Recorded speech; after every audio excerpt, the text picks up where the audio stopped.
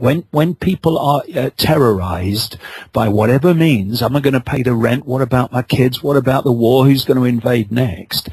What they tend to do is why I'm saying we must keep calm and we must keep ourselves together. We must hold on to our power, because once people are in that state of fear and terror, they give their power away to people they think can protect them from what they've been manipulating. The very people who have been attacking them all these decades and centuries and millennia, David. It doesn't even make any logical sense, but none of this is actually logical. And if we look at what's going on in North Africa, which of course we all predicted last year, I knew this humanitarian invasion was coming because they wouldn't have been wanting it. It was an election year last year. They couldn't get away with it. Here we go. Here's the perfect problem. Here's the perfect antithesis in order to get them in for their solution, for their thesis. But ultimately here, we've got Oceania at war with Eurasia. I guess Orwell was right on all of this, and that's what NATO and the international community is doing, and that's why Russia and China have abstained from voting and have no involvement in this, because it is largely an global economic warfare. Africa must be obtained and retained by the usual suspects, and China and Russia and others may not get their hands on it. Yeah, but I mean, I've been to Africa many, many times in recent years, and there's a tremendous Chinese involvement in Africa now. Absolutely massive, yep. where they're taking over resources and they're effectively taking over countries. And again, the African continent going across to the Middle East with Israel and all the rest of it, Saudi Arabia, have tremendous potential on purpose, of course, to bring these what you might call superpowers, or the major players economically and militarily in the world, together in conflict. That's what they want. It's been long planned and it's been written in their documents. So what we're seeing is what we've been talking about all these years was coming. What we need to do is throw a spanner in the works, and it's going to be a really big challenge. I've been saying at every opportunity now for like 2 months, people have got to get informed. Whether you're protesting in America about the government, you're protesting in Egypt about Mubarak, whether you're protesting in Saudi Arabia or Bahrain, you've got to get informed of how the game is played, what the techniques are, and what the goals are at the end of all this. Because if you don't have those criteria in front of you, those understandings, then you're going to get played like a violin, because your genuine rage at your oppression, suppression, and injustice and lack of freedom is actually going to be used to bring about an end that the people responsible ultimately for that injustice want to bring about. Another point of absolute fear paralyzation is what's going on in Japan, or what the truth might be, what information is getting out, is not getting out. It looks very much like the BP accident here in the Gulf, David, where ground zero is locked down, and real information is not coming. Speculation is very wild. Fear is rampant. We've got about 3 minutes in this segment and 10 more minutes in the next. Let's get started talking about your take on Japan. Well, the thing about any situation, whether it's in the Gulf or whether it's in Japan, the authorities are not going to tell you the truth if the truth is not good for the authorities. So there's going to be a tremendous amount of truth about what's happening with these nuclear stations that we're not being told about. But, just very quickly, we can go on further after the break, but, it's like deja vu for me at the moment, because 21 years ago, when I first started this journey, and I came across psychics at that time who were telling me I was going to go on this journey and all the things that I'm done and I'm doing, there were some common themes at that point which have spanned all these years. And one of them was that there was going to be a massive vibrational change which was going to wake people up from their coma, their slumber, their amnesia, and they're going to see the world and themselves in a different way. That isn't happening. It was going to bring to the surface all that had been hidden from us. That's happening more and more with every passing month. But the third element of this vibrational change was it was going to bring about tremendous geological upheavals. And what I'm seeing now absolutely syncs with that. That is not to say that some of them are not created by technology like HARP. I mean, if Haiti, the earthquake there, wasn't technologically created, when all those troops were waiting in America to come across and take the country over the moment it happened, then, you know, I'm a pig with wings and a holding pattern. But they're not all HARP. And I think that when you've got people, as did, who have studied solar cycles and the activity of the sun and the influence of the moon, who predicted these things in New Zealand and Japan, then there are other things we need to look at with regard to this as well. We've got one more segment coming up with David Icke, davidicke.com for all things David Icke. We'll be in California here in a couple of days, and I highly recommend you get out and catch his, what is it, David, 6-8 hour... yeah, it's 8 to 9 hours, yeah. It's funny, it's entertaining, and if you haven't seen David live, you're really missing out. It's worth all the effort you might take to go there. We'll be right back, folks, in a couple of minutes. Stay with us, Deadline Live. Well, thanks for joining us, folks. David Icke has been kind enough to join us today. He will be in California here this weekend, which is good to hear. You guys get out there and see him. I have a feeling that the protection umbrella of all things universe will be over that particular conference.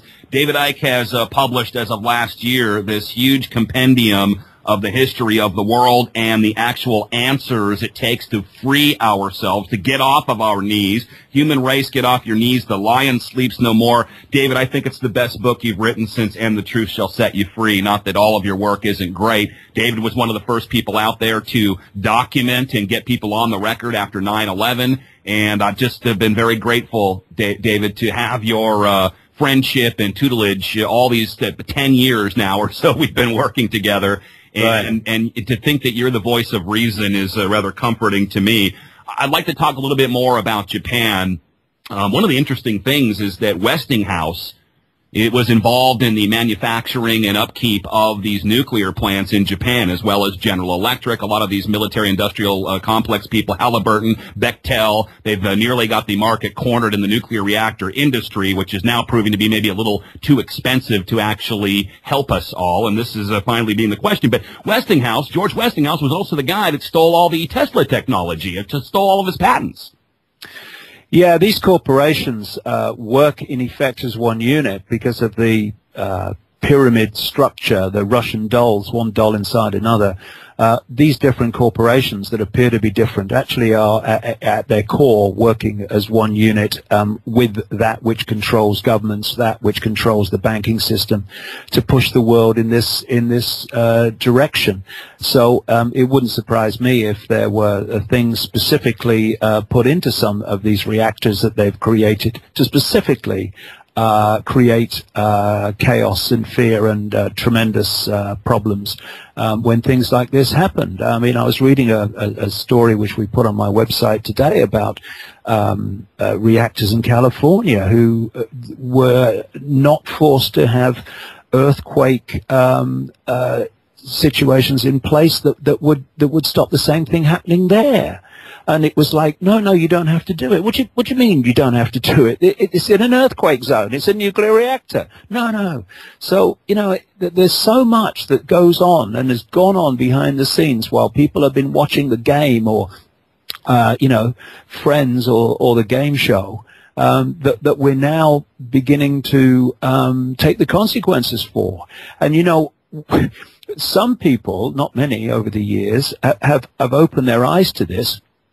Increasing numbers are now, but for goodness sake, look at how we got into this situation by looking the other way, by getting caught in all the diversions of life. Look over here while we do something over here and you don't see because you're watching the game or whatever. We got into this situation by not paying attention. All right, there's been a lot of manipulation to make us not pay attention, but the responsibility is still with us. We've not. We've also gone through this process of, well, if it doesn't affect me, it's not my problem. But when you do that, eventually it does become your problem. And that's what we're seeing now. So please people, those that have not been paying attention, those that have been looking the other way, those that have been saying, oh, it's not my problem because it doesn't affect me immediately. Look at what's happening as a result of that. We need to change. We need to start paying attention. We need to start getting involved, and we start to realize that everybody's injustice is our injustice, because if it's not, in the end it will be when they've picked off all these other groups in society, all these other nations, all these other income brackets, colors and creeds and religions. There'll be a knock on your door. And who's going to be there to speak for you? Well, there is no one left, because they've picked all the others off while you were looking the other way saying it's not my problem. What we need to do very, very urgently is to put aside all these irrelevant divisions that are put there to divide and rule us: religion, income bracket, color, creed, culture, and all the rest of it, so that we come together in unity and realize that this is an attack on the freedom, the basic freedom of all of us, Muslim, Jew, Christian, atheist, whatever, and on the children and grandchildren that have to live in the world that we are leaving them. And if anyone thinks their religion is more important than that, or their bloody politics is more important than that, or their income bracket, color, creed, whatever is more important than that, then you are a disgrace. And you are in such a closed, concrete-minded state, it takes my breath away. Now, come on.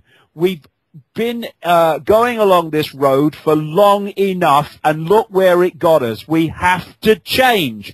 We have to start putting down the fault lines of division and realize we're all in this together, because they're playing now in the Middle East Sunni Muslims off against Shiite Muslims, just as they've played Muslims off against Christians and Jews off against Christians and Muslims and all the rest of it, like they play Republicans off against Democrats when they're two masks on the same face.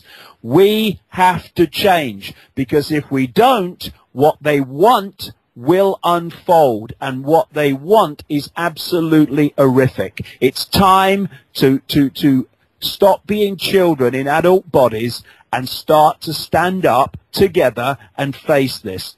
And if we do, we can bring it to an end, because we have the numbers. There are 7 billion plus in this world, divided and ruled through all these fault lines I'm talking about, but there is a handful, comparatively, of people at the core who are orchestrating all of this. Now, we, the 7 billion, have not come together in unity, because the few have divided and ruled us and set us at war with each other. Economic competition, military competition, competition for dominance of religion and belief system. When we let that go, the unity of the mass of the people can swamp the pinprick number at the core of the core who are orchestrating this. Time is now.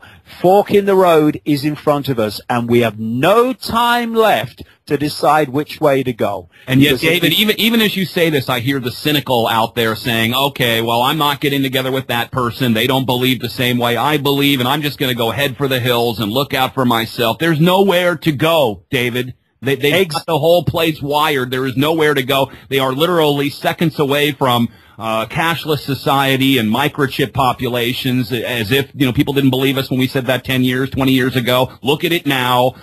This is the time where we do have to set aside our differences. What do we say to these cynical people that are so worn out that they can't put their differences aside? Well, if you can't put your differences aside, I tell you what we ought to do. Tell you what we'll do. When people are in the concentration camps, and when their children and grandchildren are having every detail of their lives, even their thoughts, dictated by this global tyranny that's unfolding, I tell you what we should do. We should all sit around, before they take us to bring an end to us altogether, we should all sit around and we should have a debate on who had the best religion, who had the best politics, who had the best belief system, who had the most money. That's what we can do. That'd be a great idea, wouldn't it? And then we can have that has to happen now. Yeah. It has to end now, because if it doesn't, a nightmare scenario is going to unfold. It has to happen now. And if people aren't prepared to do it, don't complain when the nightmare unfolds.